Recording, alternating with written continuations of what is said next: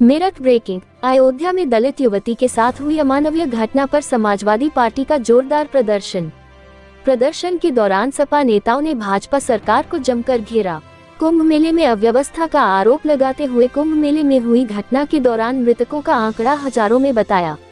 मुख्यमंत्री योगी आदित्यनाथ से की इस्तीफा की मांग। हमारे चैनल को सब्सक्राइब करें, लाइक करें, शेयर करें।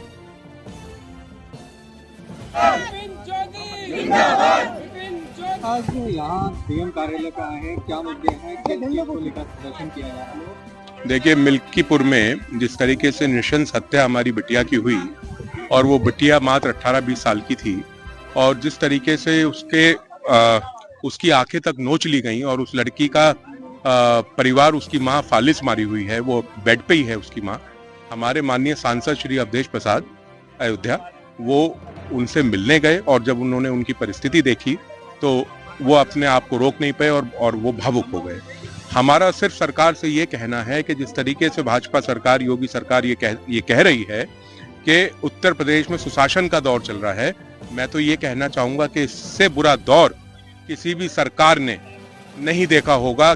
और हमारे प्रदेश की जनता आज जो त्राही त्राही कर रही है, खासतौर से भाजपा सरकार में जितने बलात्कार और दरिंदगी बेटियों के साथ हुई है, वो इतनी निंदनीय है कि उसके लिए योगी सरकार को जवाब देना पड़ेगा। भाजपा के लोग कह रहे हैं कि ये समाजवादी पार्टी वाले तरह के अपने आप में अब बलात्कार जैसी घटना को भी ये राजनीतिक। बिल्कुल। देखिए, माननीय सांसद जी हमारे अयोध्या अवधेश प्रसाद जी, वो भावुक क्यों हुए? उनका भावुक होने का कारण यही था क्योंकि वो बिटिया भी कहीं ना कहीं उन्हीं के समाज से आती है और उन्होंने ये कहा कि मैं इस बार दिल्ली जाकर के अपना इस्तीफा दे दूंगा।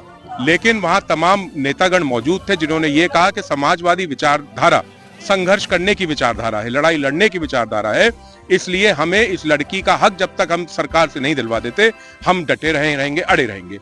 इसी के चलते हम प्रदेश भर में उस बिटिया के लिए इंसाफ मांगने का कार्य कर रहे हैं। सवाल ये कि जिस तरीके से अयोध्या सांसद इस्तीफे की बात कर रहे हैं, उनकी आंखों से आंसू भी छलकर सूबे के मुखिया साफ तौर पर कह रहे हैं कि अयोध्या जो कांड हुआ है उसमें समाजवादी गुंडे शामिल थे, क्या कहेंगे? समाजवादी के गुंडे अगर शामिल थे तो मैं इसको प्रयागराज से जोड़ करके बोल देता हूँ ना। प्रयागराज में जो स्थिति चल रही है, जितनी मौतें हुई हैं, आप पत्रकार बंधुओं को वहां जाने से रोका जा रहा है और हमारे मुसलमान भाई अपनी मस्जिदों में हमारे सनातनियों को सुला रहे हैं, उनकी देखभाल कर रहे हैं, खिला रहे हैं, पिला रहे हैं। तो क्या हम गुंडे हैं? क्या समाजवादी गुंडी पार्टी है?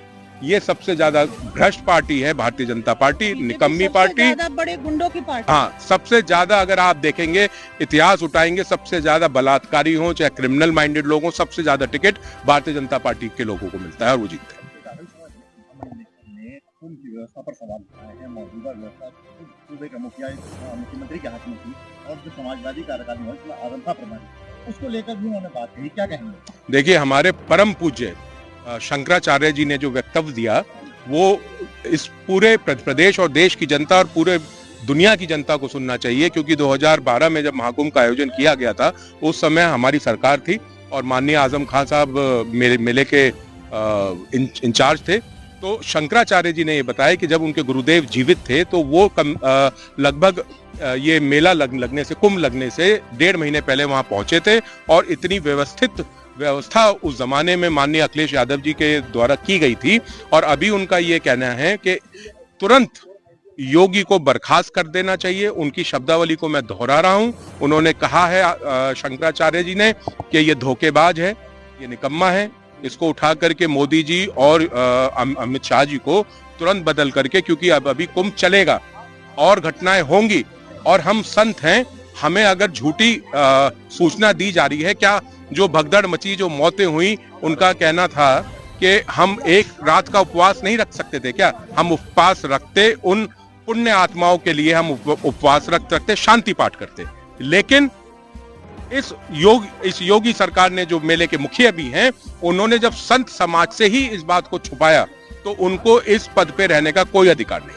आखिरी सवाल ये कि विपक्ष लगातार मांग कर रहा है कि मौतों का आंकड़ा स्पष्ट किया जाए, सरकार अभी तक क्लियर नहीं। देखिए, हमारे हिसाब से तो हजारों की तादाद में मौत हुई है, और उसका मैं प्रमाण आपको ऐसे दे सकता हूं कि हमारे पत्रकार बंधुओं को वहां जाने नहीं दिया जा रहा है। लोकतंत्र का चौथा स्तंभ आप लोग हैं, आपको वहां क्यों नहीं जाने दिया जा रहा है? क्योंकि आप जाएंगे, सच का पता लगाएंगे, खबरें बनेंगी और योगी सरकार की धज्जियां उड़ेंगी।